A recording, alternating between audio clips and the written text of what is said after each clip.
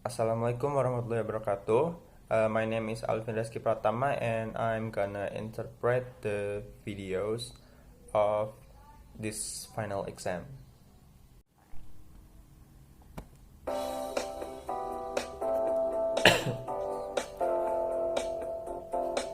Hi, this is Seema, and I am back with a new lesson on how to overcome or attack shyness.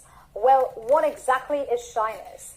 Well, if you are one of those people who enter into a room full of strangers and you're kind of really awkward, or sometimes you're very uncomfortable, sometimes you also feel your heart thumping really hard in your chest, and you don't know what to do because you're really uncomfortable around people and with yourself.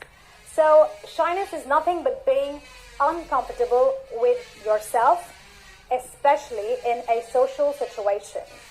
Well, I believe, like every other problem, the problem of shyness needs to be attacked aggressively.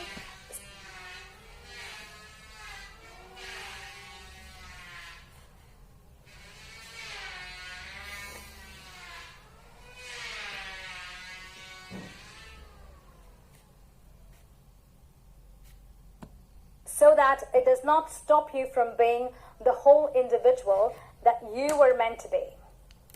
Well, we need to know what exactly is shyness and what is the root of shyness.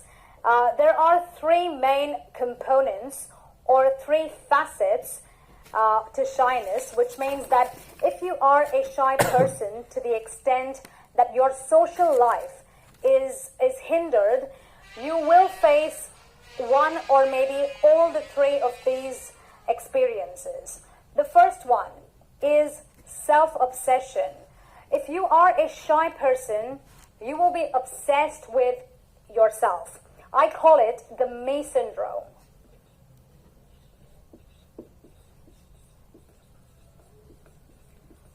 Well, why do I call it the me syndrome? I'm calling it the me syndrome because it's all about you. It's all about, am I looking fat? Am I not good enough? Am I doing the right thing? Did I say that too loud? It's all about you. You're focusing a lot on yourself, and that is why you are overly self-conscious. And that's what self-obsession does to you. Then you have poor self-image. Most shy people, or can I say all of them, have a poor to weak self-image. Now, a poor self-image could be very deep-rooted. It could be as deep as your childhood experiences to the time when you were rejected, or maybe you were made fun of in school or at home, or maybe your poor self-image is attributed to the fact that you are not from a very affluent family, or you do not really have the education that you desired. And then you have magnifying one's negatives. Most shy people almost always, they focus on their negatives. Now, all human beings have their positives and their negatives. So, there is going to be a point in time wherein you will not always be the perfect person that people expect you to be. But that's okay, as long as you don't magnify your negatives. But if you are a shy person, you could fall into the trap of maybe thinking,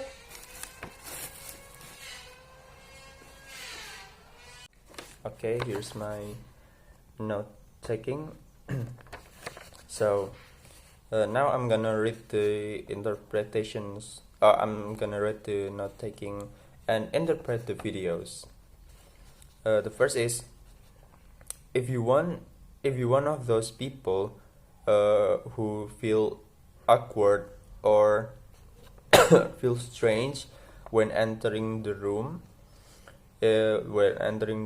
full of strange people, it's usually your chest gonna be uncomfortable or gonna be kind of strange like that, and when you see most of the people, I believe, some of you still had a shy when see a lot of new people, and then it's not stopping you from your whole individual. And there are three component of shy, and the first is self-obsession, or it's usually called me syndrome.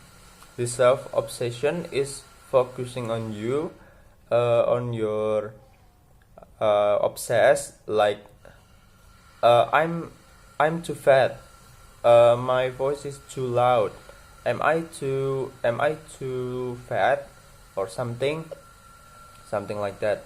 And then the second component is poor self image, or we can say it's we don't have any self image. So it can be a root of your self image or your consciousness. Maybe it's not like the school that you desire. You can feel this at school or at home. And the last is magnifying negative ones, or magnify one's negative. It's focused on your negative side. It's focused on your negative side, and usually you just focus on your bad sides and trying to think why you can doing something like that. Okay, now for the translation is, jika kamu adalah salah satu orang yang merasa malu ketika masuk ke dalam ruangan yang penuh orang asing atau orang baru, biasanya dada kalian akan terasa sesak dan tidak nyaman karena menahan malu. Dan orang-orang ini, saya percaya, memiliki permasalahan di personality, di pribadinya secara menyeluruh, punya permasalahan di pribadinya secara menyeluruh, dan itu tidak akan menghentikanmu dari kepribadianmu secara menyeluruh dari rasa malu. And then ada 3 komponen malu. Yang pertama adalah obsesi kepada diri sendiri, atau aku syndrome atau me syndrome yang tadi. And then obsesi pada diri sendiri ini adalah berfokus pada dirimu sendiri, yaitu ketika kamu merasakan, kenapa badanku gendutan, kenapa suaraku terlalu lantang, dan kenapa aku bisa berbadan gendut. Dan yang kedua adalah kurangnya self image atau citra diri. Biasanya ini diakari dengan rasa tidak percaya diri yang tinggi. Ini bisa terjadi di rumah atau sekolah. Mungkin rasanya tidak seperti sekolah yang kau dambakan. Dan yang ketiga adalah magnifying one's negative, atau lebih condong ke hal negatif, yaitu di sini kita fokus pada sisi negatif kita, karena setiap orang mempunyai sisi positif dan negatif, tetapi orang lebih melihat sisi negatif mereka dan melihat keburukan mereka dalam banyak hal. Okay, that's all from me. Thank you. Assalamualaikum warahmatullahi wabarakatuh.